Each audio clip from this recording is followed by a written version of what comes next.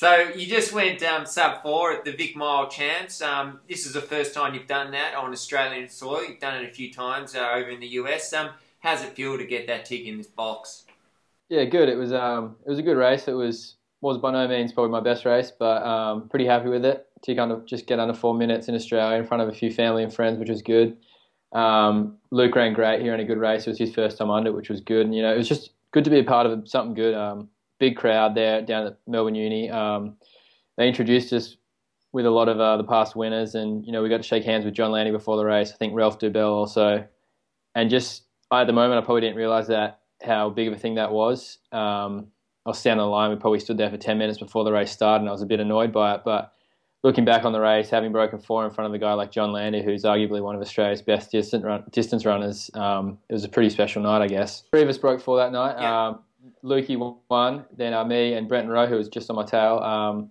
So 3 of us under 4 minutes. I think a couple of guys just over. So it's good to have, I know, more than just one guy run a 4 minutes. It was a race. I mean, Luke cleared out from us a bit in the last 300, but for those first 3 laps, we're all there kind of fighting for it together. And yeah, it was good to see Brenton and Luke get under also. Yeah, great. So at the moment, you're on a bit of a roll. You've came second to Gregson at the 3K 100, and then you had a victory in Briggs in the 5K. What are your thoughts on the recent form and your victory there?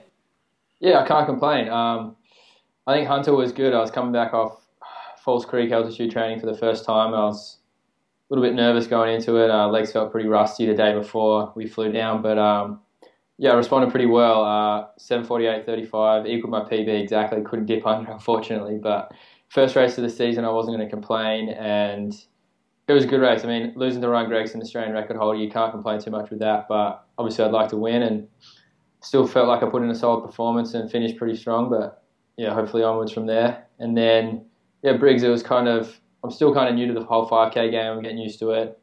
Kind of learned to push myself a bit harder and kind of understand what it takes to run that 12 and a half laps and really finish strong. So it was by no means probably the fastest race I could have run. I reckon I could have gone a bit faster, but I was happy with the finish, in a fairly solid field. It was missing a few big names of Australian distance running, but I'll take the win. You can only beat who's there kind of thing.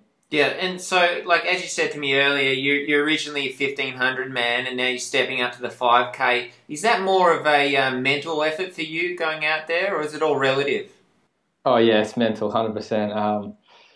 I ran a few college 5Ks, just conference races. They were running probably, I think the fastest they ever did was 14:12 maybe, and they ranged from like 14:10 to probably just under 15 minutes, and they were more about just sitting in, waiting, and then getting to the last K or two and trying to just kick home and run a good race there. It was never really testing the mind too much, and I probably really didn't challenge myself to do that kind of stuff.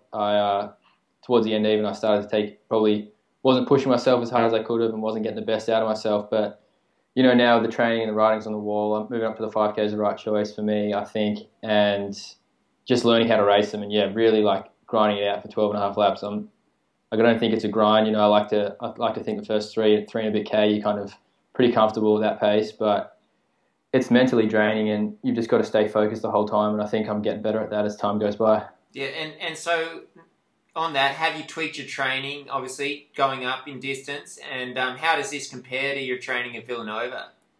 Yeah, it's good. I mean, I've stepped it up a lot, I think. The training at Villanova, cross country, I might have got up to 80 miles a week, probably just under 130K, like 3 or 4 weeks of the year at best, kind of when I was hitting my straps.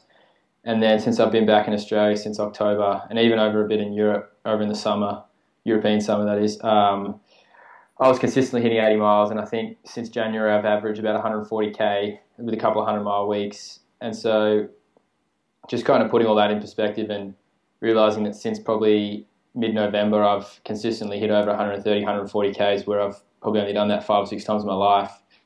It's starting to add up, and the miles are in the legs, and that's all, I guess, well and good. And now it's time to put the results on the board. But yeah, comparatively to college, it's probably a lot harder now. But by no means was college easy. It was just a bit more of a conservative effort kind of thing. Marcus is really kind of focused and switched on with what he's doing, and never really wanted, because I know you see a lot of guys in college kind of smash out 100 miles, get a good result out of them, and then kind of burn out towards the end. It's hard to maintain that kind of stuff, and I guess that was just the difference. And now it's kind of, for me, I'm not doing any more uni work. I'm living at my granddad's, don't have too much pressure on me really there, and I'm just focusing on running. So hitting that 90 miles, 100 miles a week, it isn't too hard at the moment, really. Nice. And talking to Villanova again, what were a few of your career highlights throughout your college days? Yeah, I had a few. I mean, you obviously have those individual races that you're really proud of and kind of realise how good you went and stuff like that. And probably for me, that was 2012, I think, was my best year individually. I finished up 4th in the indoor mile after I ran 3:57 my second race of the year. Didn't even think I would get close to going 4 minutes there. And they kind of took off from there. Missed out the NCAA indoor mile by 0.25 seconds, I think it was. Chris O'Hare got the win in a blanket finish kind of thing. But that was probably one of my best races, and I hate to admit it, but I love watching that on YouTube. It's a good one to kind of go back and watch and just kind of check it out. But yeah, that season I ran 3:36 and running the same race. Geordie was over there from back home too, and so that was a highlight. Obviously, the best time I've ever run the 1500. And then more of the team aspect. I mean, I really started to enjoy and love cross country as a team sport. I hated it before going over, and I remember joking to assistant coach at the time, Adrian Blinko, that I wasn't going to have to do that come fall. But yeah, by the end, I finished up with one All-American finish, and it was the closest thing to a team sport that I've probably ever felt in running. I played a lot of footy and cricket and stuff growing up, and the team and camaraderie in that is a lot more than you'd probably get in your average running team. But yeah, cross country was an awesome experience. And then I think finally last year I didn't have the best season, but Penn Relays, Geordie Williams, Ed Chesrick, last leg, I led off that race, and yeah, we finally got the win. I was 0-6 at Penn Relays going into that season. Didn't want to leave having never won one, and yeah, fortunately for me, Geordie had that lovely sprint finish the last 200. Nice. And so after finishing off at Villanova last year, you joined the Melbourne Track Club with Nic Bideau. Look, how's this move working for? Obviously, it's working, but what were the reasons for this move? And yeah, can you talk a bit about that? Yeah, I think finishing up in college, I didn't have the best season. I got knocked out of regionals my last 2 years by 0.01. Pretty disappointing and left a bit of a chip on my shoulder. But yeah, because of that, I guess the opportunities to kind of stay and train in America sort of dried up, and it's pretty tough trying to, I guess, even just basically trying to maintain a visa and being able to stay there for more than 3 months of the year at a time.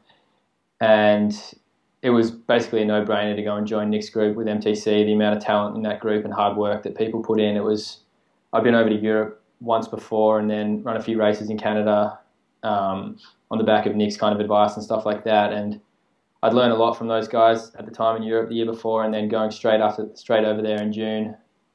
I mean, it was a pretty obvious choice for me. The training's gone well. It's obviously a step up, but I'm learning a lot from some of the best guys.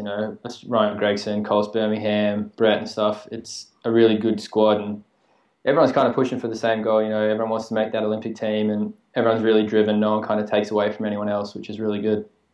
Yeah, great. And with MVC, you've done 2 stints up at altitude. I know you haven't been up at altitude till then, so can you talk us through, do you feel there was a big benefit for those 2 stints of training up there for you? Yeah, definitely. I know the science kind of says, altitude training does this for your blood and all that kind of thing. And I agree with that. I 100% see the benefits. But I think for me, the biggest thing was the environment. You go up there and everyone's so focused on running and training, and there's actually not that much else to do up there but those 2 things. And so I think just being up there and around some of the best distance runners in Australia and kind of seeing what they do and training with them, against them kind of thing and everything like that, it was just a good time for me. Knocked out some of the biggest weeks of mileage. I was pretty tired a lot of the times, but you kind of get through it knowing that you're coming back down to race and try and get as fit as you can. And I mean, it's been done for years and years and years, and that's like, you've seen the results. I know Nic's coached a lot of guys. He's a fantastic coach. He's coached some of the best Australian distance runners and foreigners also, but he knows what works, and so it was easy. It's an obvious choice to kind of get up there and do what everyone else is doing. Nice. And just another question: how regimented are you with your the 1%ers, like your nutrition, stretching, getting physio, etc.? Yeah.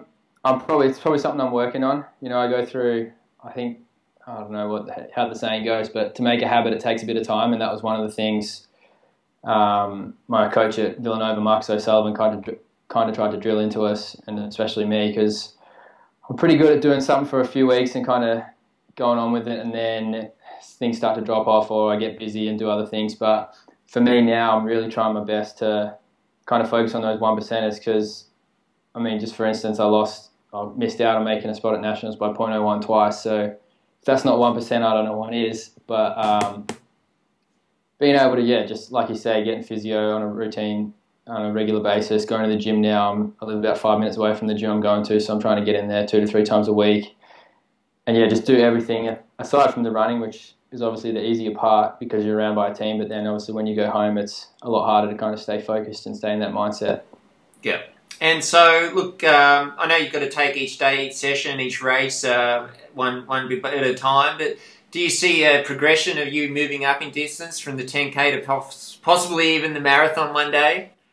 Yeah, it's a good one. I'm still trying to wrap my head around why I'm doing a 5K and I'm not running 1500s that much anymore. But yeah, for now, I'm pretty happy making the 5K the furthest distance I run, aside from, say, cross-country or a road race. But you never know. I think Nic's developed a lot of guys, and you see it naturally. Guys progress with age into the longer distances. And yeah, I guess the 10K, it's on the track still, so that's kind of nice, but 25 laps doesn't sound too enticing.